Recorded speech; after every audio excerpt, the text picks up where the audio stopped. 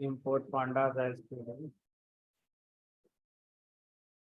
df equal to pd dot read csv।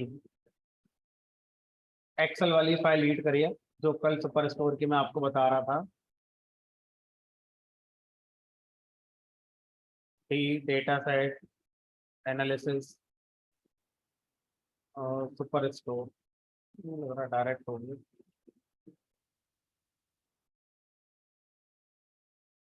तो कल मैंने इसके बारे में आपको काफी बताया था। अब मुझे इसमें से क्या इंफॉर्मेशन चाहिए वो समझिए। आज ये जो डेटा है सुपर स्टोर पे जो ऑर्डर आए हैं 10,000 ऑर्डर मोटे मोटे हैं, उन सबका डेटा है। अब इसमें मैं ये पता करना चाहता हूँ ईयर वाइज सेल क्या हुई। जैसे ये ऑर्डर 2020 का है, ये 2020 का है, ये 2019 का ऑर्डर है, ये 2019 का ऑर्डर है, ये 2018 का ऑर्डर है। तो मैं चाहता हूँ 2018 के जितने ऑर्डर हैं उनको अलग कर दो और उनका क्या कर दो, फिर अपना सेल निकालो या उनकी काउंटिंग करो कि कितने ऑर्डर 18 को आए थे, कितने 19 में आए थे, कितने 20 में आए थे। तो मैं देखना चाह रहा हूँ कि सुपर स्टोर सही डायरेक्शन में जा रहा है कि नहीं जा रहा है। भाई हर साल अगर मेरा बिजनेस बढ़ रहा है मैं सही डायरेक्शन में जा रहा हूँ। अगर मेरा बिजनेस नहीं बढ़ रहा है, कम हो रहा है, मतलब कुछ कमी है अभी मेरे अंदर, है ना। तो अब ये कैसे निकालोगे कि किस ईयर में कितना बिजनेस हुआ है हमारा। तो जो कॉलम है अगर हम ध्यान से देखें तो ये वाला कॉलम है जिस पर हम कुछ करेंगे, ऑर्डर डेट कॉलम। अब अगर हम ऑर्डर डेट कॉलम को ग्रुप बाई में यूज करते हैं तो क्या ये काम करेगा हमारे लिए, या पाइवट टेबल में यूज करते हैं तो क्या ये काम करेगा, हमने कहा करके देख लेते हैं। तो मैंने कहा भाई इंडेक्स पे लगा दो ऑर्डर डेट।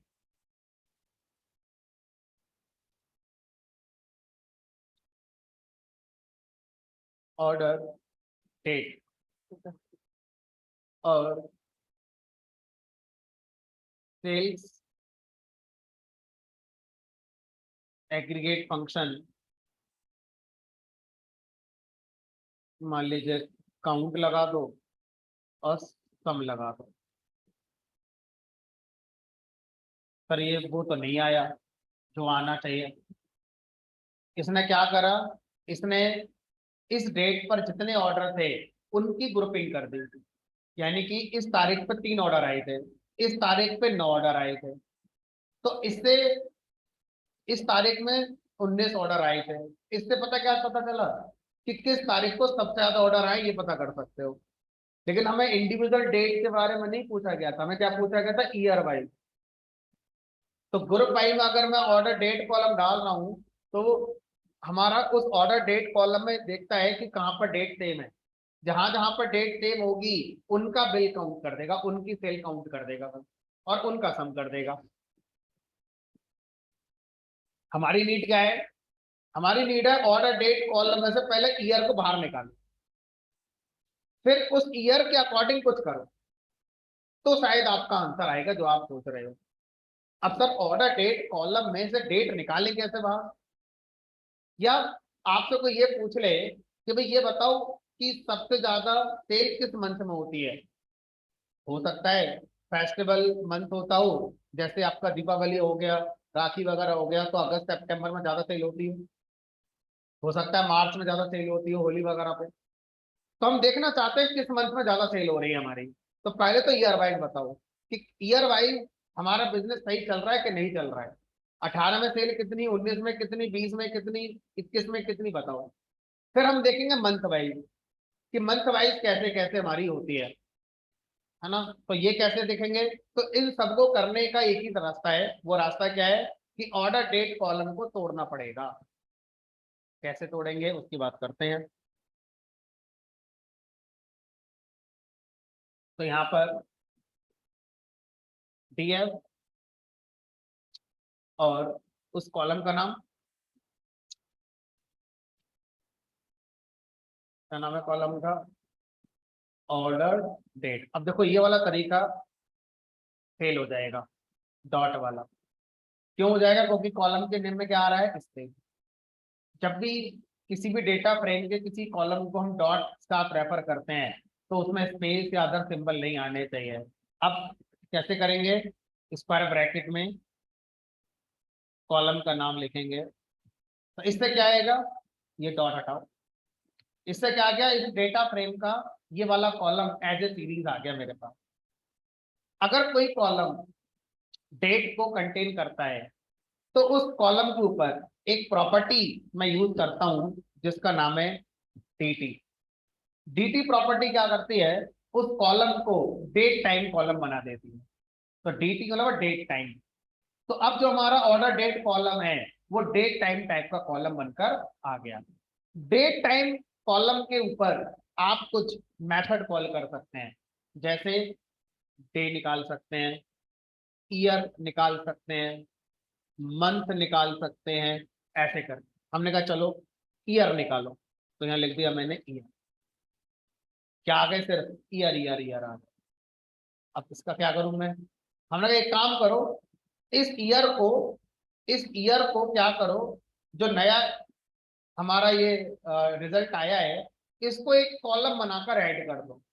तो सर एक डेटा फ्रेम में कॉलम कैसे ऐड होता है, इसका सिंटैक्स होता है डेटा फ्रेम स्क्वायर ब्रैकेट में कॉलम का नाम, जो भी कॉलम का नाम आप देना चाहते हैं, equal to list, tuple, series, array, range, कुछ भी लिख। अगर इस नाम का कॉलम पहले से हुआ तो वो अपडेट हो जाएगा, यहां पर बताएगी वैल्यूज के अकॉर्डिंग। अगर इस नाम का कॉलम नहीं हुआ तो लास्ट में डेटा फ्रेम के लास्ट में ऐड हो जाएगा। तो ये सिंटैक्स क्या करेगा, अपडेट ऐड एक कॉलम। ठीक है, तो इस नाम के कॉलम को अगर पहले से है तो या तो अपडेट कर देगा या फिर हमारा ऐड कर देगा। तो मैं लिखा यहाँ पर डेटा फ्रेम के अंदर ईयर नाम से कॉलम आ जाएगी और इस कॉलम की वैल्यू क्या होगी, जो मैंने अभी ये लिखा है। तो इस सिंटैक्स से क्या हुआ, पहले ये वाला कॉलम डेट टाइम में कन्वर्ट हुआ, फिर डेट टाइम के अंदर प्रॉपर्टी है ईयर नाम की। इस सिंटैक्स से क्या आएगा, हमारा ईयर अलग होकर आ गया। अब अगर मैं देखूं तो इस डेटा फ्रेम में ईयर लास्ट में आ गया होगा, ये आ गया। अब आप जो कर रहे थे वो करिए और आपका रिजल्ट आ जाएगा। तो बताओ यहां पर मैं क्या लिखूंगा, इंडेक्स पे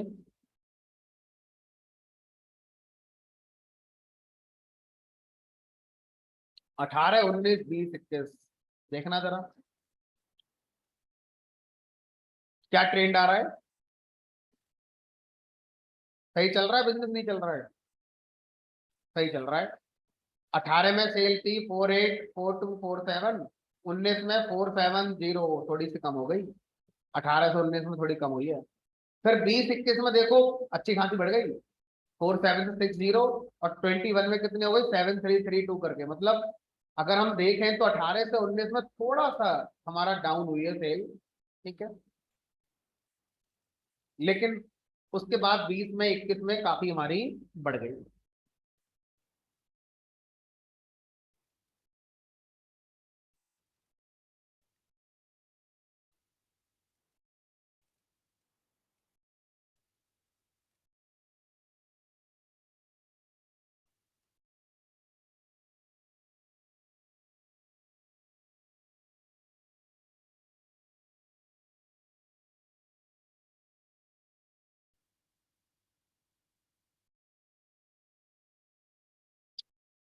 अब मुझे बताओ, जो मैं पूछ रहा था, सर मंथ और लगा दो, मंथ वाइज मैं देखना चाहता हूँ हर ईयर के किस मंथ में सेल होते, तो काफी एक्सपेंड हो जाएगा। सिर्फ मंथ वाइज बता दो या डे वाइज बता दो। आदमी संडे को ज्यादा ऑर्डर करता है कि मंडे को ज्यादा ऑर्डर करता है, चारों सालों में किस दिन ज्यादा ऑर्डर आए हैं और कितने अमाउंट के ऑर्डर हुए थे, वो ये पता करना है। कैसे पता करोगे, तो सबसे पहले क्या करो, ऑर्डर डेट कॉलम में से डे अलग निकालो, डे कॉलम के अंदर से फिर ग्रुप बाई कर दो या पाइवट टेबल लगा दो। तो अब कैसे निकालोगे, तो यहाँ पे जैसे अभी मैंने ईयर निकाला, अब ईयर की जगह अगर मैं लिख दूं मंथ, मंथ आ गया, लेकिन मंथ कहाँ से आ रहे हैं हमारे, 1 2 3 4, 1 को जनवरी, 2 को फरवरी। तो मंथ वाइज अगर मैं काउंट करूं, मंथ वाइज सेल निकालूं, तो मैं निकाल सकता हूं। हमने कहा कोई बात नहीं, मंथ हो गया, ईयर हो गया, डे, डे में सर ये पता है डेट आ गई, 1 तारीख, 2 तारीख, 3 तारीख, 4 तारीख, तो 30 तारीख तक ऐसे हमारा आ गया। हमने कहा ये नहीं चाहिए था। फिर वीक करके है कुछ, वीक करके है लेकिन है नहीं कुछ। और कौन होगा, एक है हमारा वीक ऑफ ईयर, उसका कुछ निकलेगा नहीं, वीक से कुछ नहीं आएगा।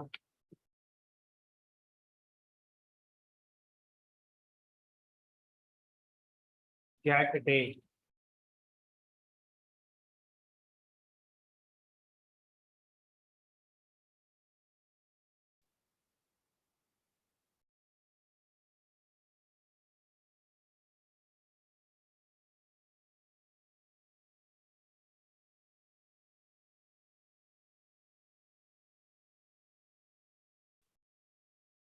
पांडास dt डॉट,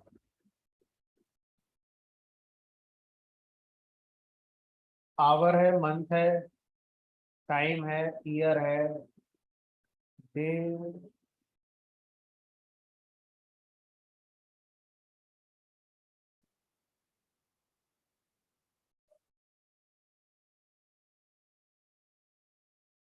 तो यहाँ पे कुछ निकलेगा। ईयर आ गया, मंथ आ गया, डे आ गया, लेकिन ये वो नहीं है जो मुझे चाहिए। ये डे में मुझे थर्सडे, संडे, मंडे, ट्यूसडे चाहिए।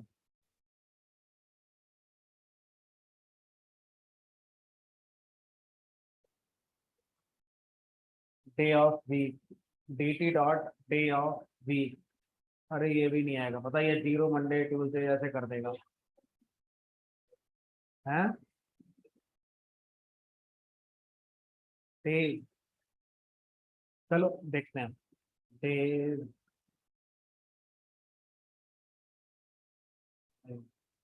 दूसरा क्या देखा था अभी हमने, डे ऑफ वीक, ये आया तो, लेकिन मुझे बड़ा लॉजिक लगाना पड़ जाएगा, है ना, कि 0 का मतलब संडे, 1 का मतलब मंडे, 2 का मतलब ट्यूसडे। काफी मेहनत लगेगी इसमें तो, इतनी मेहनत कौन करेगा, कोई और होगा जरूर है, हैं, डे अंडरस्कोर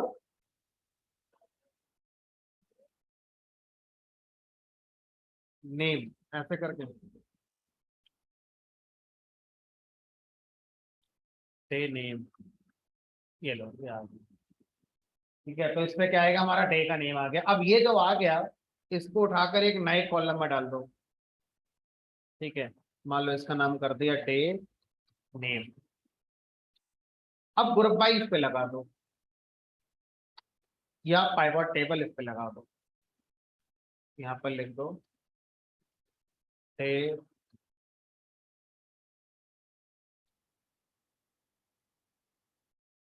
ये ध्यान रखना, चारों साल की कहानी है, तो इसमें से एक बात समझ में आ गई, मंडे को आदमी खाली नहीं रहता, मंडे को आदमी अपना काम करता है, ऑर्डर वॉर्डर नहीं दे रहा है। मंडे को बहुत कम ऑर्डर आए चारों सालों में। अच्छा, चारों सालों के मंडे के ऑर्डर तोड़ दो, जैसे मंडे को 4 साल में 371 ऑर्डर मिले हैं बस। उन 371 और 2018 में कितने, 19 में कितने, 20 में कितने, ये भी हम देख सकते हैं। आदमी देखो, ये 1400, 1100, सबसे ज्यादा ऑर्डर अगर मैं देखूँ सैटरडे को आए हैं, फ्राइडे, सैटरडे, थर्सडे, इन पे अच्छे ऑर्डर आए हैं। ठीक है, संडे को भी ज्यादा ऑर्डर नहीं है, कम ही है। और इसी में अगर मैं ईयर भी लगा दूं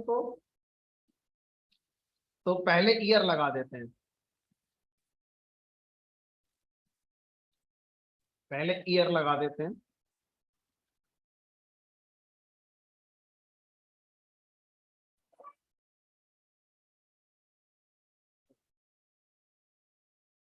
ओवरऑल देखो तो ओवरऑल ट्यूसडे को चारों सालों में इतने ऑर्डर मिले हैं, लेकिन जब और अंदर गए पता चला कि 2018 में ट्यूसडे को बहुत कम ऑर्डर मिले हैं। 2019 में ट्यूसडे को अच्छे ऑर्डर मिले, लेकिन 2019 में मंडे को पता नहीं क्या होगा, मंडे को ऑर्डर बहुत कम मिले हैं 2019 में। 2020 में मंडे को ऑर्डर कम मिले हैं, 2021 में भी ऑर्डर कम मिले, मतलब मंडे को ओवरऑल ऑर्डर कम मिले हैं। लेकिन 2019, 20, 21 में ऐसा ट्रेंड है। 2018 में देखो तो मंडे में ठीक ठाक ऑर्डर है, 2018 में ट्यूसडे को हमारे बहुत कम ऑर्डर मिले हैं। क्या क्या वजह रही होगी ऐसे? बाकी ट्यूसडे में सही चल रहा है, बाकी ट्यूसडे में सही है। ऐसा तो नहीं है कि हमारे ट्यूसडे को 2018 में ऑफ पड़ा हो, जहां से डेटा आया है हमारा तो, या पता नहीं क्या कुछ रहा होगा जरूर, बट जो ट्रेंड दिख रहा है वो कुछ ऐसा ही दिख रहा है। चलो, तो अब हम डेट टाइम के अकॉर्डिंग भी अपना यहाँ पर काम कर सकते हैं कि किस डेट पर, किस डे पर, किस ईयर में कितना क्या हुआ था, वो हम यहाँ से आसानी से अब कर सकते हैं। ठीक है, चलो, तो पाइवट टेबल, ग्रुप बाई, ये हमारे काफी पावरफुल कॉन्सेप्ट हैं जो हमने यहाँ पर अभी सीख लिया। अब अगर हम अपने डेटा को क्विकली अंडरस्टैंड करना चाहते हैं, ओवरऑल डेटा को बिना स्प्लिट करे, बिना ग्रुपिंग करे हुए अगर क्विकली समझना चाहते हैं, तो हमारे पास एक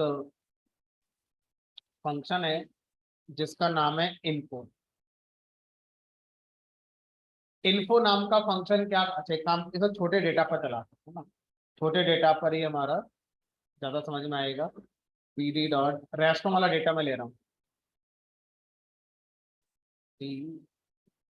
डेटा सेट और एनालिसिस। इस डेटा को मुझे काफी क्विकली अंडरस्टैंड करना है बिना ग्रुपिंग करे हुए, है ना। तो सबसे पहले क्या करो, इसके ऊपर इन्फो नाम का एक मेथड कॉल करो। इन्फो मेथड क्या बताएगा आपको, कितने कॉलम है, कितनी रोज हैं, किस कॉलम का नाम क्या है, किस कॉलम में किस टाइप की वैल्यू है, किस कॉलम में कितनी मिसिंग वैल्यू है, ये हमारा पूरा डेटा रैम में कितनी मेमोरी कंज्यूम कर रहा है, ये सारी बातें इन्फो नाम का मेथड हमें एक ही बार में लाकर दे देता है। तो df डॉट इन्फो से इस काम को किया जा सकता है। तो यहाँ पर हमने लिख दिया, तो बता रहा है टोटल आपका 244 एंट्रीज हैं, तो एंट्री मतलब रोज, तो टोटल 244 एंट्रीज हैं जिनका इंडेक्स 0 से 243 है। टोटल 7 कॉलम्स हैं, कॉलम के नाम ये रहे। कॉलम का डेटा टाइप, कॉलम का डेटा टाइप, इस शब्द को ध्यान से समझना होता है। हर कॉलम अपने आप में सीरीज टाइप का होता है, तो कॉलम का जो डी टाइप होता है वो कॉलम के अंदर जो वैल्यूज हैं उनके बारे में बताता है। हर कॉलम अपने आप में सीरीज टाइप का ही होगा, लेकिन जो डी टाइप होता है वो कॉलम का टाइप नहीं बताता है, कॉलम के अंदर जो वैल्यूज हैं उनका टाइप बताता है। तो ये जो बिल कॉलम है, इसके अंदर जो वैल्यूज है वो किस टाइप की है, फ्लोटिंग टाइप की है। इसके अंदर वैल्यू किस टाइप की है, फ्लोटिंग टाइप की है। इसके अंदर जो वैल्यूज है वो कैसी है, इंटीजर टाइप की है। 64 क्या है, मेमोरी का बिट, कितनी बिट मेमोरी लगी हमारा हर वैल्यू को स्टोर करने में। ठीक है, तो अब 64 का मतलब 64 बिट मतलब 8 बाइट, हर वैल्यू 8 बाइट मेमोरी में स्टोर हुई है। अब 244 वैल्यू है इस कॉलम में, तो 244 गुणा 8, इतनी मेमोरी इस कॉलम में लगी है डेटा को स्टोर करने के लिए। अब सर ये जो ऑब्जेक्ट दिख रहा है ये क्या है, तो जब हम किसी भी कॉलम में स्प्रिंग वैल्यूज को रखते हैं और पांडा से पूछते हैं कि बताओ उस कॉलम का डी टाइप क्या है, मतलब उस कॉलम के अंदर वैल्यू का टाइप क्या है, तो वो स्ट्रिंग ना बताकर क्या बताएगा, ऑब्जेक्ट। तो पांडास में स्ट्रिंग जो हमारा टाइप है उसको हम ऑब्जेक्ट टाइप के नाम से दिखा रहे हैं। ऐसा नहीं है कि सिर्फ स्ट्रिंग को ही ऑब्जेक्ट नाम से दिखा रहे हैं, और भी ऐसे टाइप हैं जिनको हम किस नाम से दिखाते हैं, पांडास में ऑब्जेक्ट के नाम से दिखाते हैं। ठीक है, तो ऑब्जेक्ट एक थोड़ा जनरल टाइप उन्होंने बना दिया है जो कई अदर टाइप्स को वन वर्ड में एक्सप्लेन करता है। उनमें से एक है स्ट्रिंग। तो स्ट्रिंग को पांडास में ऑब्जेक्ट के नाम से दिखाया जाता है। आने वाले वर्जन में ऐसा हो सकता है कि स्ट्रिंग कॉलम स्ट्रिंग के नाम से ही दिखाया जाए। इस पर ट्रायल चल रहा है। आने वाले वर्जन के पांडास जो आएंगे, पांडास के जो नेक्स्ट वर्जन आएंगे, उनमें शायद आप देखोगे कि स्ट्रिंग ही लिखा होगा। ओवरऑल दो कॉलम ऐसे हैं जो फ्लोट टाइप के हैं, एक इंटीजर टाइप का है, चार कॉलम है अभी ऑब्जेक्ट टाइप के, मतलब स्ट्रिंग टाइप के। ये डेटा रैम के अंदर इतनी मेमोरी खा रहा है। ये क्या है? ये बता रहा है कि नॉन मिसिंग वैल्यूज, इस कॉलम में नॉन मिसिंग वैल्यूज कितनी है? 244। टोटल कितनी है? 244। नॉन मिसिंग कितनी? 244। इन शॉर्ट इस कॉलम में कोई वैल्यू मिस नहीं। तो फिर तो किसी भी कॉलम में कोई वैल्यू मिस नहीं है। मान लो यहाँ 240 होता, इसका मतलब है कि इस कॉलम में चार वैल्यू ऐसी हैं जो मिसिंग है, जिनके बारे में नहीं बताया गया कि उन्होंने स्मोकिंग करी या नहीं करी। ठीक है, तो हमारे डेटा को अगर आप क्विकली अंडरस्टैंड कर रहे हैं, एक आउटर पिक्चर डेटा की निकालना चाहते हैं, like number of rose, number of column, non missing values in each column, name of column, D types of column, memory consumption by total data, ये 6-7 पॉइंट अगर आप क्विकली निकालना चाहते हैं तो मेहनत नहीं करनी है, बस एक लाइन का कोड लिख देना है df.info। इस एक लाइन के कोड से ये सारा रिजल्ट निकल कर आ जाता है। ठीक है, दूसरा df.describe। describe नाम का जो मेथड है वो क्या कह रहा है?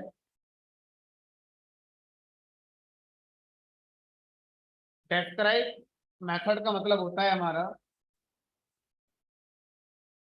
कि जो भी एग्रीगेट प्रॉपर्टीज हैं वो आपको बताई जाएंगी। एग्रीगेट प्रॉपर्टीज का मतलब हर कॉलम में मिनिमम, हर कॉलम का मैक्सिमम, हर कॉलम का सम, हर कॉलम का Q1, Q2, Q3, तो ये सारी चीजें हर कॉलम के बारे में बताई जाएंगी। तो यहाँ पे लिखेंगे df.describe। describe बाय डिफॉल्ट क्या करता है? describe बाय डिफॉल्ट हमारा सिर्फ न्यूमेरिक कॉलम, जो नंबर कॉलम होते हैं उनको कंसीडर करता है और उनके बारे में एक रिपोर्ट बनाकर आपको देता है। और रिपोर्ट किस बारे में होगी? एग्रीगेट जो ऑपरेशंस हैं उनकी रिपोर्ट होगी। कौन कौन से देख लेते हैं। ये इतने सारे हमारे एग्रीगेट पैरामीटर्स हैं जिनके बारे में बताया गया। जैसे सबसे पहले बताया उसने काउंट, और ध्यान से देखो इसने 3 कॉलम उठाए जबकि टोटल हमारे 7 कॉलम थे, क्योंकि उन 7 में 4 कॉलम स्ट्रिंग टाइप के हैं। By default describe method numeric column को उठा रहा है। न्यूमेरिक कॉलम की कितनी प्रॉपर्टीज बताता है? 1 2 3 4 5 6 7 8। हर न्यूमेरिक कॉलम में 8 बातें बताएगा। पहली बात काउंटिंग, कि हर कॉलम में कितनी वैल्यूज हैं। तो सर ये तो हमें पहले पता चल गई थी। मीन, हर कॉलम में मीन वैल्यू क्या होगी, हर कॉलम का स्टैंडर्ड डेविएशन क्या होगा, हर कॉलम की मिनिमम वैल्यू क्या है, हर कॉलम का Q1, तो 25% का मतलब होता है Q1 फर्स्ट क्वार्टाइल, ये होता है मीडियन। 50% क्या बोलते हैं? मीडियन सेकेंड क्वार्टाइल, और ये हो गया आपका Q3 थर्ड क्वार्टाइल। उसके बाद हर कॉलम की मैक्सिमम वैल्यू क्या है। तो अगर आपने पूरे डेटा को लेकर यहाँ पर अब ये नहीं कह सकते कि सर मुझे ना मिनिमम वैल्यू बताओ सिर्फ संडे की, सिर्फ मंडे की, वो नहीं है, फिर तो वो ग्रुप वाइज से ही निकलेगी, है ना। तो यहाँ पर ओवरऑल डेटा को कंसीडर करते हुए ये 8 बातें आपको निकाल कर दे दी गई। अब आपको 8 बार अलग अलग लाइन लिखने की जरूरत नहीं है, एक ही बार में 8 आउटपुट आ गए। और एक कॉलम के नहीं, जितने न्यूमेरिक कॉलम है सब के बारे में आ गए। सोचो मेरे डेटा फ्रेम में अगर 50 कॉलम होते, उन 50 में 20 कॉलम न्यूमेरिक हैं, तो एक ही लाइन लिखने से वो 20 कॉलम के 8 प्रॉपर्टीज पता चल गई। कौन सी 8? ये वाली है, सामने देख रहे हैं। अब इन सब के बारे में मुझे दोबारा नहीं बताना, ऑलरेडी मैंने स्टैटिस्टिक्स की स्टार्टिंग में सब अच्छे से पढ़ाया हुआ है। जिसको कहीं कंफ्यूजन है पुरानी रिकॉर्डिंग जाके बिल्कुल देखे, उसमें सारी बातें समझ में आएंगी। 25% क्या होता है, स्टैंडर्ड डेविएशन क्या होता है, इसमें समय खराब नहीं करना हो। अब डेस्क्राइब मेथड को मैं कह सकता हूं, तो डेस्क्राइब मेथड, आप एक काम करो, सबको इंक्लूड कर लो। जो न्यूमेरिक कॉलम है उनको भी इंक्लूड कर लो, जो स्ट्रिंग कॉलम है उनको भी ले आओ। लेकिन एक ही बताओ, अगर आप इससे बोलोगे सारे कॉलम को शामिल कर लो, तो सारे कॉलम का एवरेज कैसे निकालोगे? स्ट्रिंग कॉलम का तो एवरेज निकलेगा नहीं। हर कॉलम का आप स्टैंडर्ड डेविएशन नहीं निकाल सकते, स्टैंडर्ड डेविएशन तो न्यूमेरिक कॉलम का निकलेगा। देखते हैं क्या करता है। तो पहले तो देखो, जैसे ही आपने ऑल लिखा तो जेंडर कॉलम भी आ गया, स्मोकर भी आ गया, डे भी आ गया, टाइम भी आ गया। अब मैंने कहा जरा बताना एवरेज क्या है जेंडर कॉलम का। एवरेज क्या है? एन। तो एन शब्द जहां जहां आपको दिखाई दे रहा है, इसका मतलब है कि उस कॉलम पर वो एग्रीगेट पैरामीटर एप्लीकेबल नहीं है। उस कॉलम पर, उस कॉलम मतलब ये वाला कॉलम, इस वाले कॉलम पर ये वाला पैरामीटर एप्लीकेबल नहीं है। इस वाले कॉलम पर ये वाला पैरामीटर भी एप्लीकेबल नहीं है। ठीक है, तो एन का मतलब यही है। ठीक है, तो अब और ध्यान से देखो, तो कुछ कॉलम आपके बढ़ गए, 1 2 3, पहले 8 थे, अब आपके 11 हो गए। 1 2 3 4 5 6 7 8 9 10 11। तो जो 3 बड़े हैं, वो 3 स्पेसिफिक होंगे किस टाइप के कॉलम के बारे में बताने के लिए? स्ट्रिंग टाइप के कॉलम के बारे में कुछ बताने के स्पेसिफिक होंगे। अब वो 3 कौन कौन से बड़े हैं? यूनिक, टॉप और फ्रीक्वेंसी। समझते हैं क्या है यूनिक? जो पैरामीटर है वो किसी स्ट्रिंग कॉलम का बताएगा कि उसमें कितनी यूनिक वैल्यू है। जैसे जेंडर कॉलम, तो जेंडर कॉलम में कितनी यूनिक वैल्यूज आ रही है? सिर्फ हमारी 2। स्मोकर कॉलम में कितनी तरह की वैल्यूज है? 2।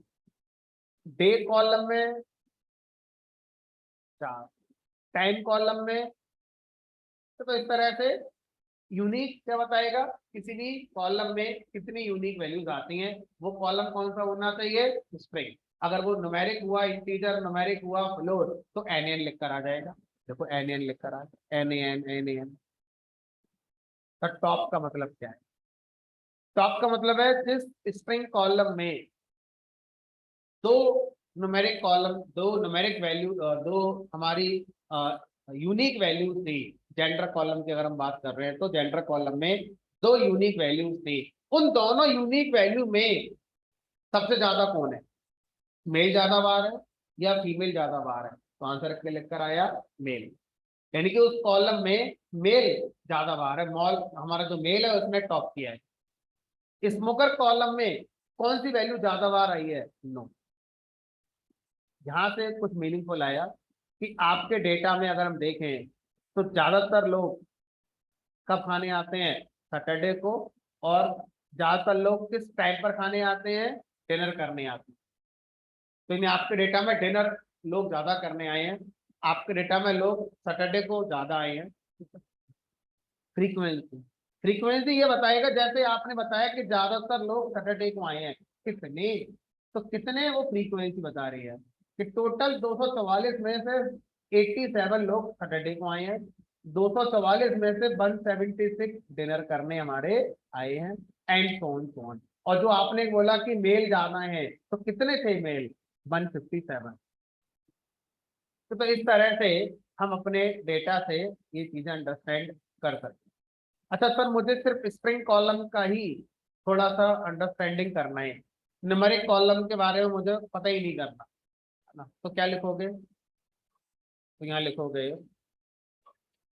Include equal to object.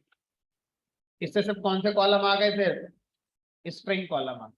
और स्प्रिंग कॉलम के बारे में ही हमारा एक्सप्लेनेशन आपको दे दिया गया, बाकी कॉलम आपके हटा दिए। और अगर मुझे सिर्फ न्यूमेरिक कॉलम चाहिए तो क्या लिखोगे, इंक्लूड इक्वल टू नंबर। सिर्फ कौन से कॉलम आएंगे, नंबर वाले। ध्यान से देखो, जब मैं ये ना भी बताऊं तब भी तो बाय डिफॉल्ट यही आ रहा है। इसका मतलब क्या है कि बाय डिफॉल्ट इंक्लूड जो हमारा आर्गुमेंट है डेस्क्राइब में, उसकी वैल्यू क्या होती होगी, नंबर।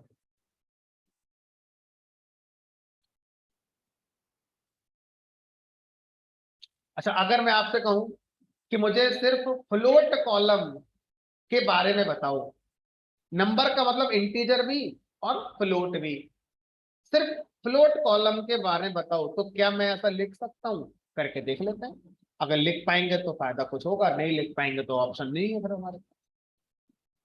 तो अब सिर्फ क्या करेगा, इस डेटा फ्रेम में वो कॉलम जो फ्लोटिंग वैल्यू कंटेन करते हैं उनके बारे में एग्रीगेट ऑपरेशन करके हमें बताएगा। तो ऐसे में इंट भी लिख सकता हूं, हमने कहा। तो इंक्लूड में आप इंट लिखें, फ्लोट लिखें, नंबर लिखें, ऑब्जेक्ट लिखें, चार वैल्यूज आप यहाँ पर लिख सकते हैं। और जब आप कुछ नहीं लिखते हैं तो बाय डिफॉल्ट इंक्लूड की वैल्यू क्या होती है, नंबर।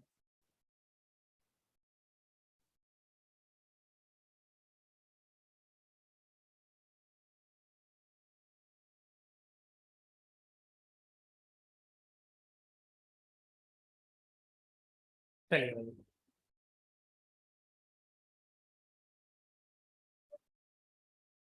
एक्सक्लूड भी होता है क्या, क्या मतलब है आपका कहने का। हमने कहा कुछ ऐसा सोच रहे थे हम कि भाई हमें डेस्क्राइब से हमें जो एग्रीगेट रिजल्ट चाहिए वो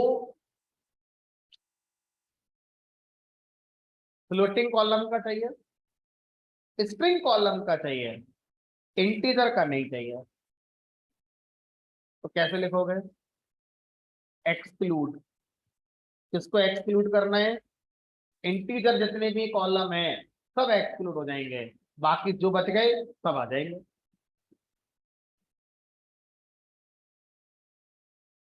तो अब इसमें कोई भी कॉलम ऐसा नहीं है जो इंटीजर वैल्यू कंटेन करता था, या तो वो स्ट्रिंग वाला होगा या वो हमारा फ्लोट वाला होगा। तो इस तरह से आप एक्सक्लूड लगाकर भी बता सकते हैं किसको छोड़ दें, बाकी सब आ जाए। तो ध्यान रखेंगे, यहाँ पर कॉलम का नाम नहीं लिखते हैं, टाइप लिखते हैं।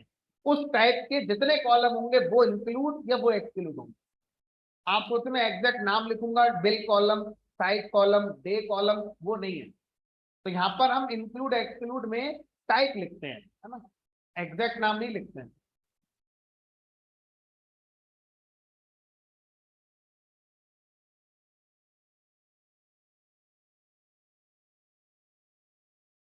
किसी भी टाइप के साथ, इंट के साथ, फ्लोट के साथ, अगर यहाँ पर कोई नंबर आता है 32, 64, तो ये नंबर क्या बताता है, बिट। ये होती है हमारी बिट। ईच वैल्यू जो इस कॉलम में है, जिसका टाइप ये है, वो हमारा 32 बिट मेमोरी में स्टोर होगी। 32 बिट मेमोरी का मतलब कितना हो गया, 4 बाइट। और 64 बिट मतलब कितना हो गया, 8 बाइट। तो हर वैल्यू 8 बाइट में स्टोर होगी। मतलब मैं यहाँ पर आ जाऊं तो मान लीजिए इस कॉलम का डी टाइप आया फ्लोट 64, इस वैल्यू को 64 बिट में स्टोर किया गया है, इस वैल्यू को 64 बिट में स्टोर किया गया है। हर वैल्यू 64 बिट यानी कि 8 बाइट में मेमोरी में स्टोर हो रही है। ठीक है, ये इसका मतलब होता है। चलिए, इनको समझ में आ गया क्या होता है, डेस्क्राइब क्या होता है, ये हमारी समझ में आ गया। अब आगे चलते हैं। अब अगला कॉन्सेप्ट आता है हमारा इसमें,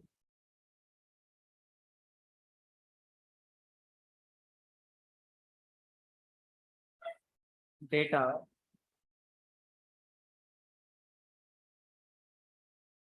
क्लीनिंग। ये बहुत ही नामी गिरामी टॉपिक है। अगर आप किसी से कह देंगे कि जी मुझे डेटा एनालिटिक्स आती है या डेटा साइंस आती है, तो सबसे पहला क्वेश्चन हो सकता है वो आपसे यही पूछ ले कि डेटा क्लीनिंग क्या होती है, बताओ डेटा क्लीनिंग क्या होती है।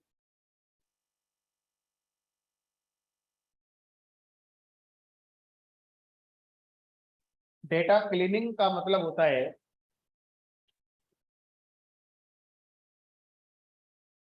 जैसा नाम वैसा काम,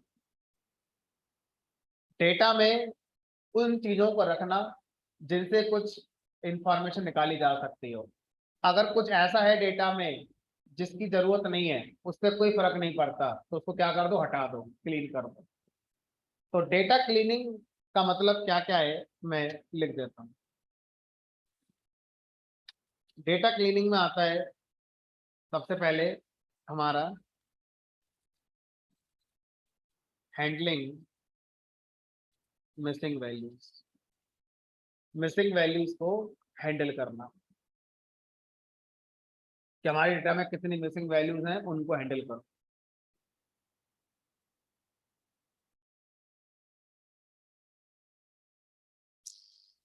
अब हैंडल करने में दो तरीके होते हैं, या तो फिल कर दो या डिलीट कर दो, या तो फिल कर दो या डिलीट कर दो। अगला आता है हैंडलिंग डेटा एरर। तो डेटा एरर क्या होती है, कोई कॉलम है, उस कॉलम में मैंने मोबाइल नंबर स्टोर कर रखा है। अब गलती से कुछ मोबाइल नंबर में अल्फाबेट आ गए, या अंडरस्कोर आ गया, या बीच बीच में स्पेस आ गए। तो अब ये तो पॉसिबल नहीं है ना कि मोबाइल नंबर में अल्फाबेट हो, मोबाइल नंबर में कोई सिंबल आता हो, गलती से लास्ट में लग गया, या गलती से शुरू में लग गया, या बीच में लग गया। 10 डिजिट तो है मेरे मोबाइल नंबर की प्रॉपर है, लेकिन उसके साथ कुछ ऐसा आ गया है जो कभी मोबाइल नंबर का पार्ट नहीं हो सकता। तो अब क्या करना है, ऐसी सिचुएशन क्या बोलते हैं, डेटा में एरर, जिसे बोलते हैं डेटा एरर। तो डेटा एरर का मतलब क्या होता है, मेरे डेटा में जो होना चाहिए वो तो है, उसके अलावा और भी चीजें आ गई हैं जिसकी हमें जरूरत नहीं है, हम क्या बोलेंगे, डेटा एरर। तो उसको भी क्या करना है, क्लीन करना है, जो एक्स्ट्रा करेक्टर आ गए हैं मेरे डेटा में उनको हटाना है। ठीक है, वैल्यू मिस नहीं है, वैल्यू प्रॉपर है, गिवन है। डेटा एरर को हैंडल करना। और क्या होता है क्लीनिंग में,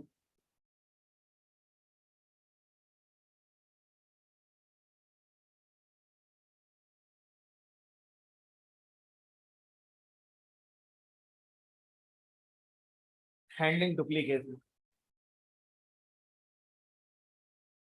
क्या मतलब है इसका, इसका मतलब है कि मान लीजिए मैं कोई रियल एस्टेट वाला हूँ, तो मुझे मैसेज करना है, घर ले लो, दुकान ले लो, जमीन ले लो, सबको मैसेज करना है। या आपका कोई फाइनेंस से रिलेटेड काम है, तो आप लोगों को कह रहे हो लोन ले लो, क्रेडिट कार्ड ले लो, तो किसको बोल रहे हो, मैंने कहा मैसेज करके बता रहा हूँ लोगों को, लोगों को व्हाट्सअप कर रहा हूँ मैं।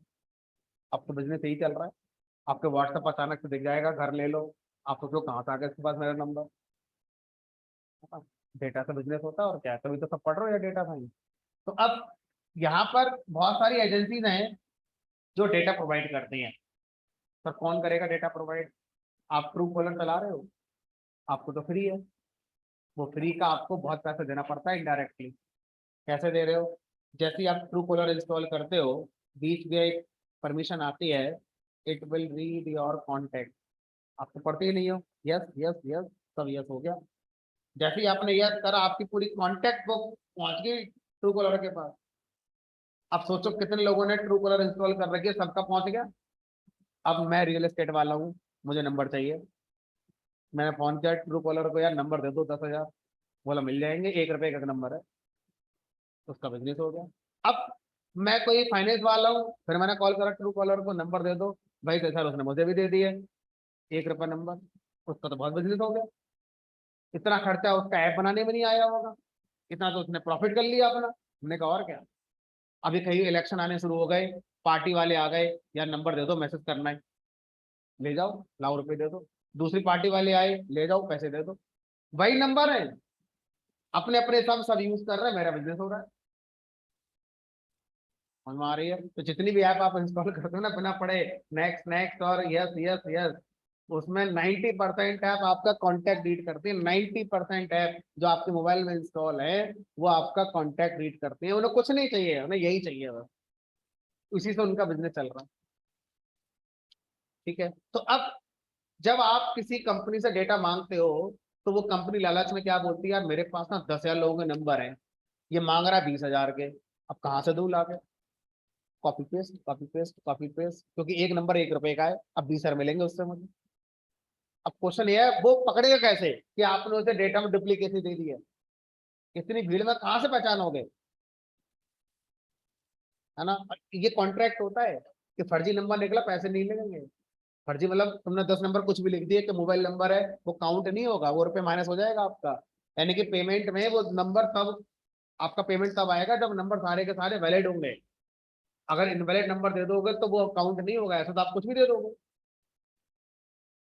है ना। तो वो आप फर्जी नंबर नहीं बना सकता डेटा सेल करने वाला। वो क्या करेगा, जो सही नंबर है उन्हीं को अपनी मारेगा बीच बीच में।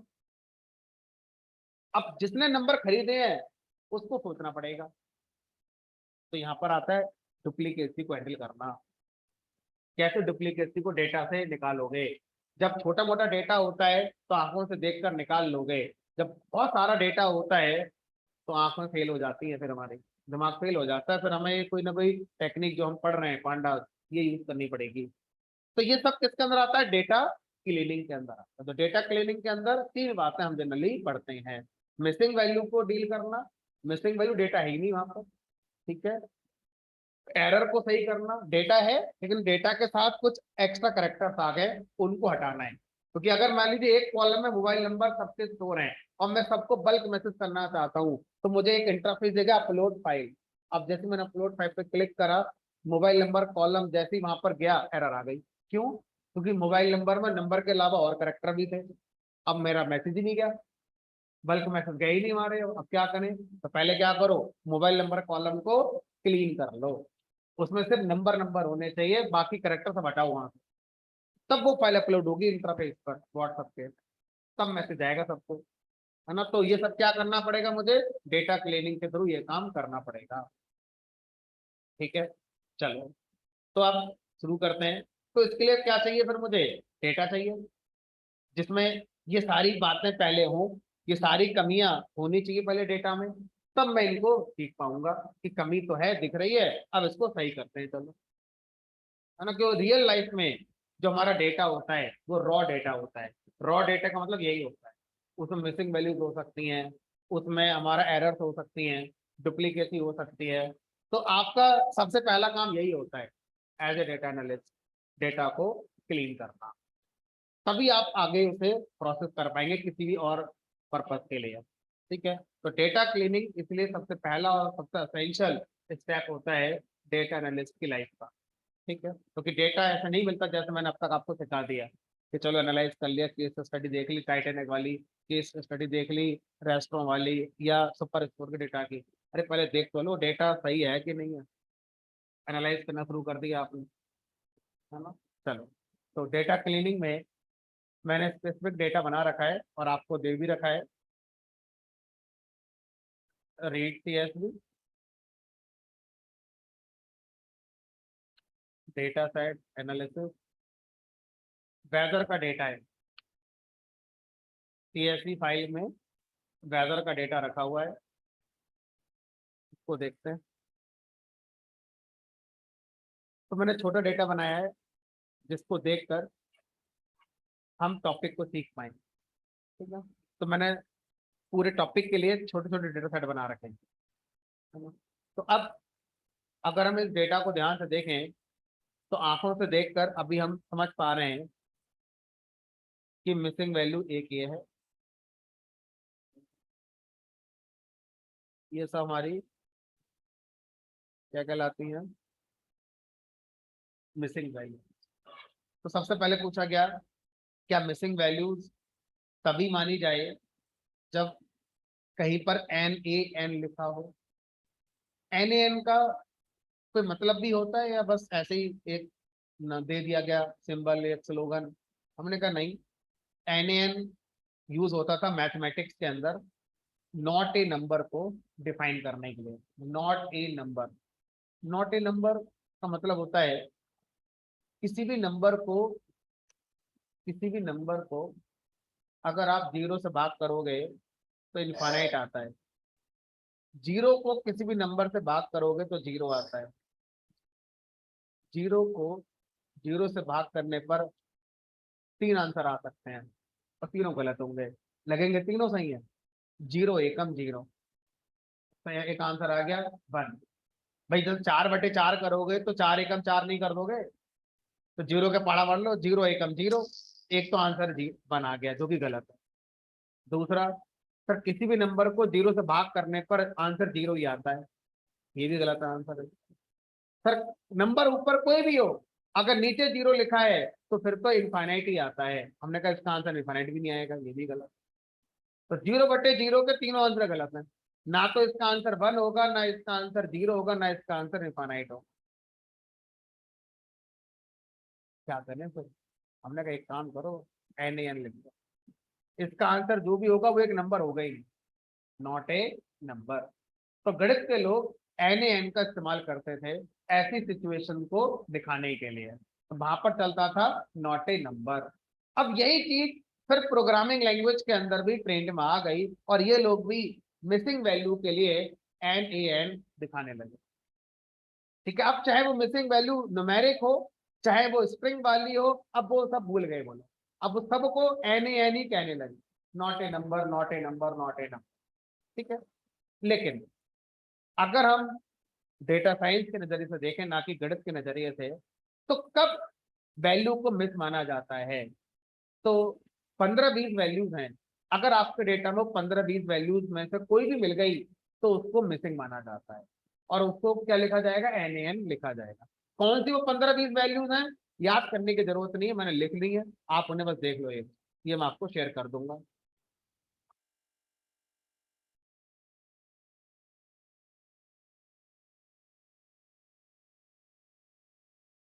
तो कौन कौन सी वैल्यूज को मिसिंग माना जाता है? एम्प्टी स्ट्रिंग, अगर आपके डेटा में कहीं एम्प्टी स्ट्रिंग है, कोई एक्सेल फाइल है, अब किसी वैल्यू को आपने लिखा ही नहीं, एम्प्टी है वो, तो क्या माना जाएगा? जब पांडास के डेटा फ्रेम में आएगा तो NaN बन जाएगा। ठीक है, #N/A, NA का मतलब क्या होता है? Not available. NA का मतलब not available, not available. Null value, NaN value, null small में, नल कैपिटल में। तो ये सारी वैल्यूज अगर आपके डेटा में कहीं भी मिली तो उसको पांडास के डेटा फ्रेम में क्या दिखाया जाता है? NaN दिखाया जाता है। इन सारी वैल्यू क्या माना जाता है? मिसिंग वैल्यू माना जाता है पांडास में।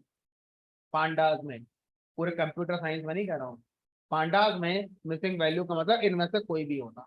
और आउटपुट जब दिखेगा डेटा फ्रेम का तो इनमें से कोई भी ना दिखकर दिखेगा क्या? NaN। इन सब के लिए सिंगल दिखाई देगा NaN। ये मैं आपको शेयर कर दूंगा, रटने की जरूरत नहीं है, पता होने की जरूरत है कि मिसिंग वैल्यू क्या क्या हो सकती हैं जिनको हम यहाँ पर कंसीडर करते हैं। ठीक है, अब आंखों से देखकर पता चल गया टेम्परेचर कॉलम में 4 वैल्यू मिसिंग है, लेकिन सर ये डेटा 10 लाख रोज का होता तो आंखों से देखकर मैं कभी भी पता कर सकता था कि टेम्परेचर कॉलम में 4 वैल्यू मिसिंग। हमें कोई एक प्रोग्रामिंग अप्रोच चाहिए जिसमें आप कोई हम कोड लिखेंगे जिससे पता चल जाएगा इस कॉलम में कितनी मिसिंग वैल्यू। वो अप्रोच हमें देखनी है यहाँ पर। तो वो अप्रोच क्या होगी उसकी बात करें, तो जिस कॉलम की मिसिंग वैल्यूज आपको पता करनी है उस कॉलम के ऊपर एक मेथड कॉल करते हैं जिसका नाम है इज नल। इज नल नाम का जो मेथड है वो क्या करता है? हमें एक सीरीज वापस करता है और उस सीरीज में क्या लिखा होगा? बूलियन वैल्यूज लिखी होंगी। मतलब या तो ट्रू लिखा होगा ये आपका फॉल्स लिखा होगा। ट्रू कहाँ लिखा होगा? जहां वैल्यू मिसिंग है। फॉल्स कहाँ लिखा होगा? जहां वैल्यू मिसिंग नहीं है। तो इसका मतलब यहाँ पे क्या लिखा होगा? False, true, false, true, false, true, true, false, false, false, false क्योंकि वैल्यू मिसिंग नहीं है। ट्रू क्योंकि यहाँ वैल्यू मिसिंग है। फॉल्स क्योंकि वहां पर वैल्यू मिसिंग नहीं होगी। दो लगातार ट्रू, मतलब यहाँ पर लगातार वैल्यू आपकी मिसिंग है। तो इस तरह से सर फिर फायदा क्या हुआ? फिर आंखों को परेशान करो, देखो कहाँ का ट्रू लिखा है। जहां जहां ट्रू लिखा है वहां वैल्यू मिसिंग है। तो इससे अच्छा सीधे से यही ना देख लें कि कहाँ पर एन एन लिखा हुआ है। बात तो एक ही रही। हमने करना ये भी फायदा आएगा। अब अगर हमारे पास कोई ऐसी सीरीज है जिसमें बूलियन वैल्यूज हैं, जिसमें बूलियन वैल्यूज हैं, तो अभी आप याद करो, कल मैंने पढ़ाया था, आज भी पढ़ाया था कि किसी भी कॉलम में वैल्यूज का अगर मुझे सम निकालना है तो डीएफ डॉट कॉलम का नेम डॉट सम सम आ जाता है। अगर वो कॉलम में स्ट्रिंग वैल्यूज हैं तो कॉन्कैटिनेशन हो जाता है। न्यूमेरिक वैल्यूज हैं तो अर्थमेटिक हो जाता है। और अगर बूलियन वैल्यूज हुई तो, बूलियन वैल्यूज हुई तो भी अर्थमेटिक सम होता है। क्या मानते हुए? ट्रू को 1 और फॉल्स को 0 मानते हुए। तो क्या मानेंगे इसे? 0 1 0 1 0 1 1 0 0 0। अब अगर मैं जो रिजल्ट आया वो एक बूलियन सीरीज है, उस बूलियन सीरीज पर सम लगा दूं तो अर्थमेटिक हो जाएगा। तो ये बताओ इसका रिजल्ट कितना आएगा? 0 प्लस 1 प्लस 0 प्लस 1 इंटू हो गया, plus 0 plus 1 3 plus 1 4 plus 0 plus 0 plus 0। तो इसका रिजल्ट कितना आना चाहिए? तो फिर तो इसका मतलब ये हो गया इसमें 4 मिसिंग वैल्यू ना। 4 आया है, मतलब 4 बार ट्रू लिखा होगा तभी तो 1 प्लस 1 प्लस 1 प्लस 1 4 हुआ हमारा। ठीक है, तो इसका मतलब इसे रट लो, चाहे समझ लो, चाहे कुछ भी कर लो। इस लाइन का मतलब हो गया इस कॉलम में टोटल कितने मिसिंग वैल्यूज वो ला कर देना। रटने की जरूरत नहीं, मैंने समझा दिया कि करता कैसे काम। सम हम पहले ही जानते हैं, किसी भी कॉलम के ऊपर हम सम लगाते हैं और वो कॉलम न्यूमेरिक वैल्यूज है, अर्थमेटिक होता है, स्ट्रिंग है, कॉन्कैटिनेशन होता है। अगर बूलियन हुआ तो पहली बार आया, बूलियन में भी अर्थमेटिक सम करता है, मानते हुए फॉल्स को 0 और ट्रू को 1। तो जितने जितने ट्रू रहे होंगे सबको 1 1 करके जोड़ा गया होगा, तो वो रिजल्ट हमें दिख रहा है। तो हम इसको ये मानेंगे कि ये हमारा मिसिंग वैल्यूज हैं इस कॉलम में। अब सर दूसरे कॉलम की मिसिंग वैल्यू निकालनी होगी तो, अब जैसे एक है wind speed dot is null dot sum, 4 value missing है इसमें। अभी आपके पास टोटल 5 कॉलम है, 4 5 कॉलम है, तो आप अलग अलग कर लोगे तो खास फर्क नहीं पड़ेगा। सोचो मेरे डेटा में 50 कॉलम है, तो ऐसे सबका लिखूंगा मैं, पहला फिर दूसरे का फिर तीसरे का फिर चौथे का, फिर ऐसे तो बहुत समय लग जाएगा। तो लूप, मैं लूप भी क्यों लगाऊं? मैं लूप लगा सकता हूँ, बिल्कुल मैं लूप लगा सकता हूँ। लूप लगाने के लिए भी तो मेहनत करनी पड़ेगी और सस्ता सॉल्यूशन चाहिए। तो क्या बोला? यही कोड किस पे लगा दो? DF. DF dot is null dot sum. इससे क्या होगा? पूरे डेटा फ्रेम में जितने कॉलम है, हर कॉलम में कितने मिसिंग वैल्यूज हैं वो लाकर आपको दे देगा। तो ये सिंटैक्स पूरे डेटा फ्रेम के जितने कॉलम्स हैं हर कॉलम में जाएगा और हर कॉलम की मिसिंग वैल्यूज को लाकर आपको बताएगा कि किस कॉलम में कितनी है। अब डेटा फ्रेम में 50 कॉलम है या 5 कॉलम में फर्क नहीं पड़ता। तो डे कॉलम में कोई वैल्यू मिसिंग नहीं है, टेम्परेचर कॉलम में 4 वैल्यू मिसिंग है, विंड स्पीड कॉलम में 4 वैल्यू मिसिंग है, और इवेंट कॉलम में भी हमारा 2 वैल्यू मिसिंग है।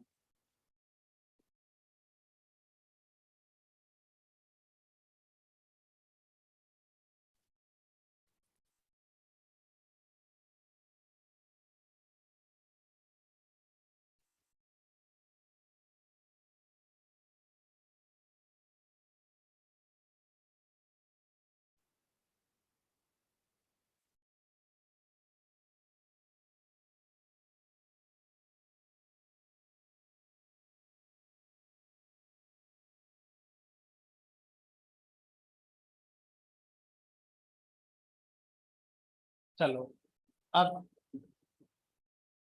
हमें ये पता चल चुका है कि हमारे डेटा फ्रेम के किस कॉलम में कितनी वैल्यूज मिसिंग है। अब इनको हैंडल करना है। हैंडल करने के दो मतलब होते हैं।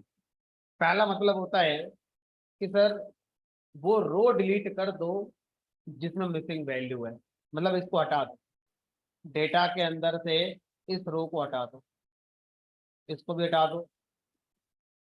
बचा क्या? हमने कहा मेरे हिसाब से कुछ नहीं बचेगा, क्योंकि हर रो में कहीं ना कहीं मिसिंग वैल्यू तो है ही नहीं। सर ये चार बची, पहली रो बची, लास्ट के तीन बची, एकदम क्लीन डेटा है। लेकिन सर नुकसान मेरा काफी हो गया। टोटल 10 रो थी, 10 में से आपने 6 हटा दी, 4 रह गई बस। किसी रो में अगर एक ही वैल्यू मिसिंग थी और 3 में अवेलेबल थी तो मेरे काम की हो सकती थी वो। मतलब ऐसे तो एक रो में 100 कॉलम आ रहे हैं, 99 कॉलम में डेटा अवेलेबल है, एक में नहीं था, डिलीट कर दिया आपने पूरी रो को। जो 99 कॉलम की वैल्यू प्रेजेंट थी वो मेरे काम की नहीं हो सकती थी क्या? एक की वजह से पूरा डेटा आपने पूरी रो हटा दिया। हमने कहा एक तरीका है, पसंद आपको आएगा नहीं आएगा वो आपको डिसाइड करना है। पाइथन तो आपको ऑप्शन दे रही है कि ये तरीका भी है क्लीन करने का, पसंद नहीं आ रहा है तो दूसरा तरीका यूज कर लो, तीसरा कर लो, चौथा कर लो, कई तरीके हैं क्लीन करने के, एक छोड़ना है।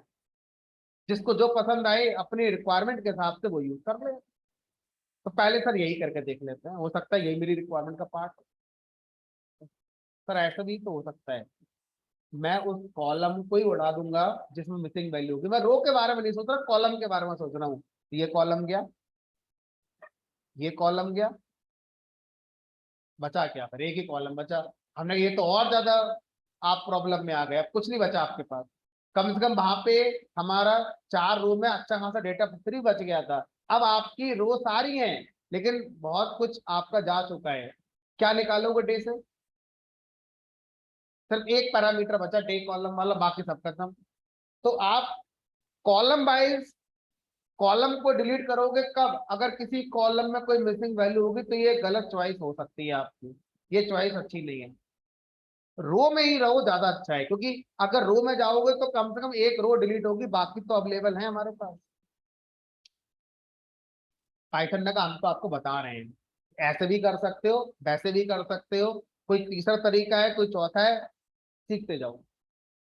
सबसे पहले आता है df डॉट ड्रॉप एन। क्या कर दिया हमने यहाँ पर? ड्रॉप कर दिया। ड्रॉप एन फंक्शन क्या करता है? ड्रॉप एन या तो रो को डिलीट करेगा या कॉलम को डिलीट करेगा। किस कॉलम को डिलीट करेगा? जिसमें एक भी मिसिंग वैल्यू है। किस रो को डिलीट करेगा? जिसमें एक भी मिसिंग वैल्यू है। ठीक है, तो अब मैं इसे बताऊंगा x इज इक्वल टू 0, मतलब ये रो वाइज काम करेगा। हमारे डेटा फ्रेम से वो रो डिलीट हो जाएगी जिसमें कोई भी वैल्यू मिसिंग निकली, वो डिलीट हो जाएगी। कुल मिलाकर अगर मैं देखूं तो जो अभी मैंने बताया था वो खत्म, सिर्फ ये बचेगी और नीचे के 3 बचेंगे। तो ड्रॉप एन का मतलब है एक्सिस 0 के साथ रिमूव ऑल रोज हैविंग एनी मिसिंग वैल्यू।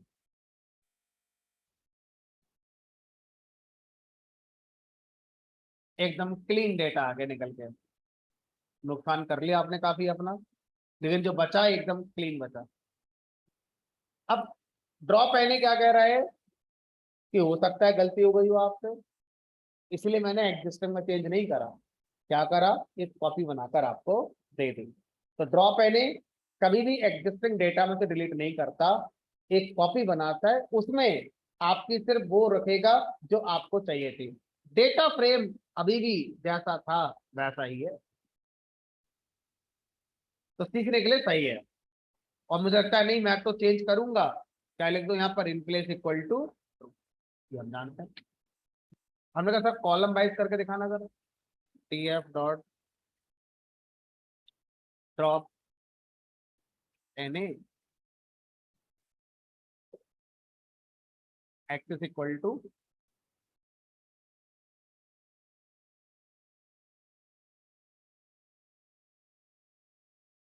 क्या बचेगा मेरे पास? कुछ नहीं बचेगा सर, सारे कॉलम गायब हो गए, क्योंकि हर कॉलम में मिसिंग वैल्यू पहले की ही थी। एक यही कॉलम था जो एकदम क्लियर था। तो ये तो बेकार हो गया, किसी काम का डेटा नहीं था मेरा। इससे अच्छा तो ये डेटा है, कम से कम कुछ तो दिख रहा है। तो इसलिए डिलीट वाला काम जब करने की सोचें तो रो बाई सोचें।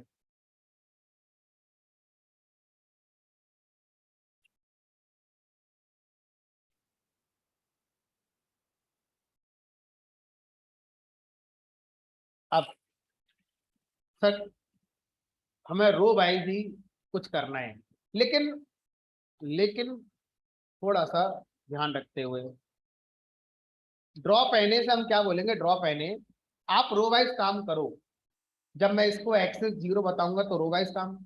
अगर मैं इसे कुछ ना बताऊं तो एक्सेस की वैल्यू बता ही नहीं रहा, ना 0 ना 1, तो बाय डिफॉल्ट क्या मानी जाएगी? 0, मतलब रो वाइज। तो ड्रॉप एने या कोई भी ऐसा मेथड जो हम डेटा फ्रेम में पढ़ते हैं, जो रो और कॉलम दोनों पे काम करता है, हमें उसे बताना पड़ता है एक्सेस लगाकर। अगर हम उसे नहीं बताते हैं, अगर हम उसे नहीं बताते हैं तो बाय डिफॉल्ट वो किस पे काम करेगा? आपका रो पर काम करेगा।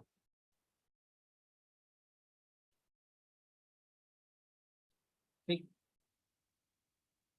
अब हमने ड्रॉप एने से कहा, ड्रॉप एने एक कमी है आपके अंदर।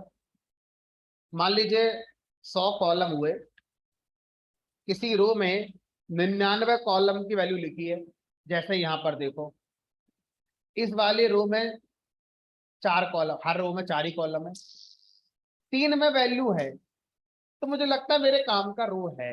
एक ही तो मिसिंग है, कोई बात नहीं, चल जाएगा काम। ये बेकार रो है, इसमें 2 की मिसिंग हो गई, मतलब ये मेरे काम की नहीं है। तो आप क्या कहना चाहते हो? मैं ड्रॉप आने से ये कहना चाहता हूँ, थ्रेश लगाकर। थ्रेश मतलब क्या होता है? एक लिमिट, एक बाउंड्री।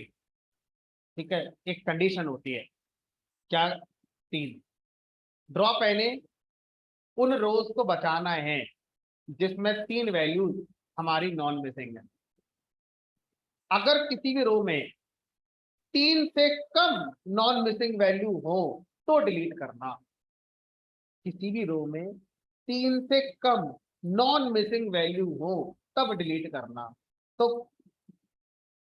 वापस इस वाले को देखो, पहले वाली रो में नॉन मिसिंग वैल्यू कितनी है? 1, 2, 3, 4, बच गई। 3 से कम नहीं होनी, ज्यादा कितनी भी हो सकती है।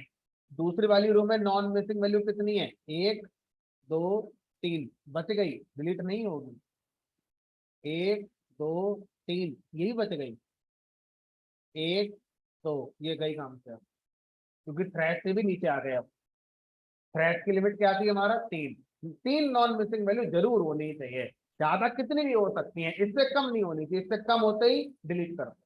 तो ये डिलीट हो जाएगी, ये नहीं बचेगी। ये बच गई, ये नहीं बचेगी, ये नहीं बचेगी, बाकी सब बच गई। तो यानी कि 3 रो डिलीट हो जाएंगी, क्योंकि ये 3 वो रोज हैं जिनमें नॉन मिसिंग वैल्यू 3 से भी कम है।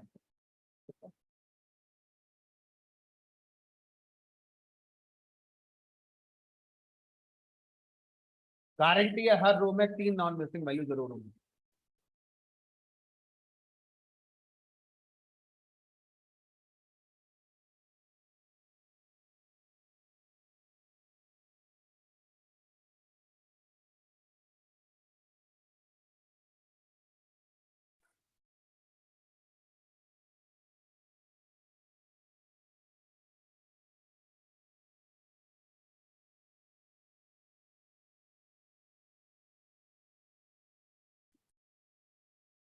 इसके बारे में मैं लिख देता हूँ। आपने अपनी भाषा में जो लिखा था वो सही है, मैं थोड़ा सा अपनी भाषा में लिख देता हूँ। रिटेन, रिटेन का मतलब क्या होता है? अरे आईपीएल जब होता है तो सीएसके वाले धोनी और रैना को रिटेन कर लेते हैं, मतलब रख लेते हैं पहले से, ये इनकी नीलामी नहीं होगी, ये हमारे ही है। इनको रख लिया हमने, ये हमारे, कहीं नहीं जाएंगे। रिटेन का मतलब है रखना। डिटेन, निकालना। अरे कॉलेज से डिटेन कर दिया, क्यों? अटेंडेंस पूरी नहीं थी हमारी, निकाल दिया। तो डिटेन मतलब निकाल देना, रिटेन मतलब रख लेना। ठीक है, तो retain rows having at least 3 non missing values, और जिसमें ये बात नहीं है उनको डिलीट कर दो। ठीक है, एल्स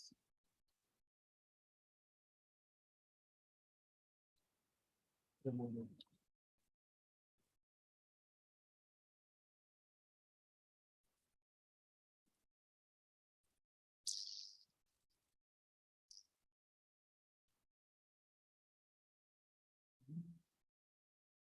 अब आप बोलेंगे सर हमें ना किसी एक कॉलम की जरूरत है, जैसे यहाँ पे डे, मान लो मोबाइल नंबर कॉलम होता, मान लो कोई ऐसा डेटा जिसमें मोबाइल नंबर कॉलम, तो मैं आपसे बोलूंगा कि सर मोबाइल नंबर कॉलम में वैल्यू मिसिंग है तो डिलीट कर दो, मेरे काम का नहीं है रो। लेकिन अगर मोबाइल नंबर में वैल्यू है, बाकी सब में है नहीं है मुझे फर्क नहीं पड़ता, लेकिन इसमें जरूर होनी चाहिए, अगर इसमें है तो उसे बचा लो, मेरे काम का है।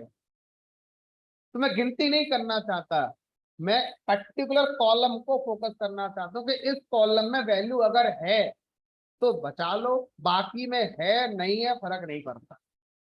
ये कैसे करोगे, क्योंकि ज्यादा बार जरूरत हमें ऐसी पड़ेगी कि हम उन रोज को बचाना चाहते हैं जिसमें मोबाइल नंबर हो, जिसमें ईमेल आईडी हो। अब जिसमें ईमेल आईडी मोबाइल नंबर ही नहीं है, क्या करूंगा रखकर, मैं कैसे कांटेक्ट करूंगा फिर डेटा, ये दो चीजें नहीं होंगी तो, है ना। बाकी है नहीं है, क्या करूंगा बाकी चीजों का, कि नेम क्या है, एड्रेस क्या है, सैलरी तो बात की बात है, उससे पूछ लेंगे जब बात हो जाएगी तो, है ना? तो यहाँ पर अब मैं चाहता हूँ कुछ ऐसा करना कि मैं चाहता हूँ भाई टेम्परेचर कॉलम के अकॉर्डिंग डेटा क्लीन करा जाए।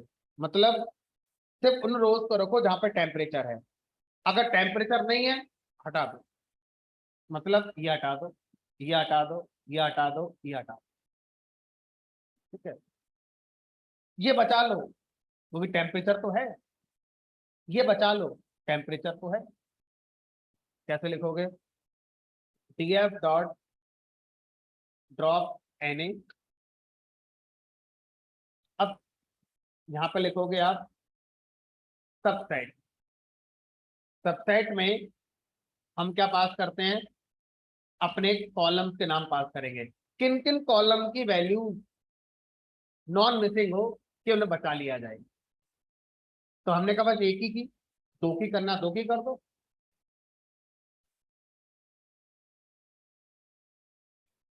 इस लाइन का मतलब है स्पेलिंग मिस्टेक नहीं होनी चाहिए, बाकी सब सही है। मैं काम करता हूँ कॉपी पेस्ट कर देता हूँ। इस लाइन का मतलब है कि अब डेटा फ्रेम में उन लोड्स को रिटेन करा जाएगा, उनको रखा जाएगा जिसमें टेम्परेचर हमारा कैसा है, नॉन मिसिंग है। अगर टेम्परेचर मिसिंग है हटा दो, है ना। तो जो रिजल्टेंट डेटा आया, गारंटी है उसमें टेम्परेचर कैसा होगा, नॉन मिसिंग होगा। बाकियों की कोई गारंटी नहीं है, बाकियों की भी लेके चलना चाहते तो कॉमा लगाकर अपना लिख सकते थे।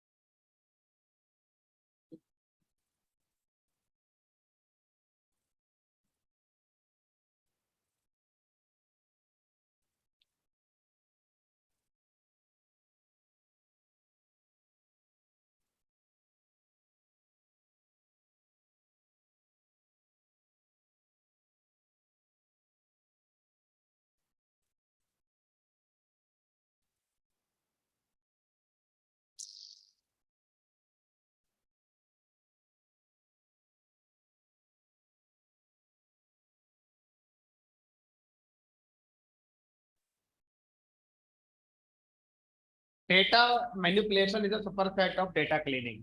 अभी डेटा क्लीनिंग मेरा खत्म नहीं हुआ है, चल रहा है। किसी ने क्वेश्चन पूछा उसका आंसर दे रहा हूँ कि डेटा मैनिपुलेशन और डेटा क्लीनिंग एक ही बात है, अलग बात है। तो मैंने लिखकर बताया आपको कि data manipulation is a super set, जिसके अंदर डेटा क्लीनिंग आता है, प्लस और भी चीजें जो पढ़ेंगे अभी हम। तो अगर मैं डेटा क्लीनिंग पढ़ रहा हूँ, दैट इज मैं डेटा मैनिपुलेशन का एक पार्ट कवर कर चुका हूँ, फिर और भी पार्ट होंगे। जब वो सारे पार्ट मैं पढ़ लूंगा तो मैं बोलूंगा डेटा मैनिपुलेशन डन। तो अभी हम इस पर और ज्यादा डिस्कशन नहीं करते मैनिपुलेशन के ऊपर, बट बस मैंने एक आपको बता दिया कि डेटा क्लीनिंग मैनिपुलेशन के अंदर आती है, दोनों अलग अलग बात हैं, एक बात नहीं है। डेटा क्लीनिंग सेट है, सब सेट है मैनिपुलेशन। चलिए वापस आते हैं अपने मुद्दे पर। तो क्लीनिंग के नाम पर मिसिंग वैल्यू पर हम चल रहे हैं, और मिसिंग वैल्यू को हैंडल करने के नाम पर हम डिलीट करने पर लगे पड़े हैं। ठीक है, कि हम वैल्यू को डिलीट कर रहे हैं, कैसे कर रहे हैं? रो में कोई मिसिंग वैल्यू हो, कॉलम में कोई मिसिंग वैल्यू, स्पेसिफिक कॉलम के मिसिंग वैल्यू के हिसाब से, थ्रेश की लिमिट के हिसाब से, तो अलग अलग वेरिएशन से हमने देखा कि डेटा को कैसे हम लोग डिलीट करके क्लीन कर पा रहे हैं अपनी रिक्वायरमेंट के हिसाब से। ठीक है, अब एक और डेटा है जिसमें मान लीजिए, या चलो और क्या, यही डेटा है, तो डिलीट क्यों कर रहे हो? फिल कर दो। फिल का मतलब क्या है? डेटा वैसे ही बहुत कम है, आप डिलीट कर देते डेटा कम कर देते हो। तो जहां वैल्यू नहीं है वहां पर कोई अल्टरनेट वैल्यू भर दो। भाई जहां वैल्यू नहीं है वहां पर आप किसी वैल्यू को क्या कर सकते हैं? फिल कर सकते हैं।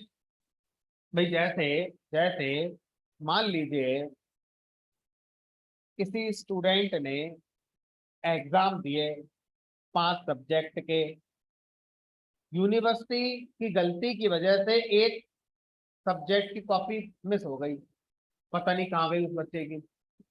अब गलती इसमें बच्चे की थोड़ा ना है, उसने तो एग्जाम दिया है।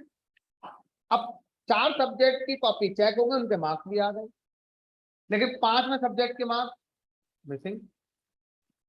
तो क्या करें? उसको डिलीट कर दें यूनिवर्सिटी से, स्टूडेंट को हटा दें यूनिवर्सिटी से, जाओ यहाँ से। तो वहां पर हमें हटाना नहीं है, वहां पर क्या करना है? गलती हमारी है, वहां पर 5वें सब्जेक्ट के मार्क्स को फिल कर देना है। रिजल्ट तो देना पड़ेगा ना उसका, आगे कैसे बढ़ेगा फिर वो लाइफ में, अगर उसको हम मिस रख रहेंगे। तो हमें वहां पर क्या करना है? डिलीट नहीं करना है, वहां पर हमें फिल करना है। कैसे करोगे फिल? जो सोच रहे हो भाई, सबका एवरेज लेकर डाल दो उसमें, और क्या ही करेंगे। तो एक तरीका हो गया, और भी हो सकते हैं तरीके। सीखा क्या? डिलीट करना हमेशा सही सोल्यूशन नहीं होता है, कभी कभी हो सकता है। अब जैसे किसी का मोबाइल नंबर मिस है, तो वहां पर क्या एवरेज फिल कर दोगे बाकी नंबर का? क्या करोगे ऐसा करके? वहां पर डिलीट करना ही सही है। समझ में आ रही है? तो क्लीनिंग का मतलब डिलीट करना भी होता है और फिल करना भी होता है। रियल लाइफ में दोनों तरह के एग्जाम्पल अवेलेबल हैं। कब कौन सा चाहिए हमें देखना पड़ता है डेटा के हिसाब से। हमें आना सब कुछ चाहिए कि ये भी हो सकता है, वो भी हो सकता है, कुछ तीसरा भी हो सकता होगा। चलिए फिलहाल आज इतना रखेंगे, आज नहीं पढ़ेंगे, कल पढ़ेंगे ये वाला पार्ट, डेटा क्लीनिंग में फिलिंग कैसे होती है ना, क्योंकि हो पाएगा नहीं, 5 मिनट रह गए, तो कल पढ़ना ही होगा दोबारा, तो कल इकट्ठे ही पढ़ेंगे।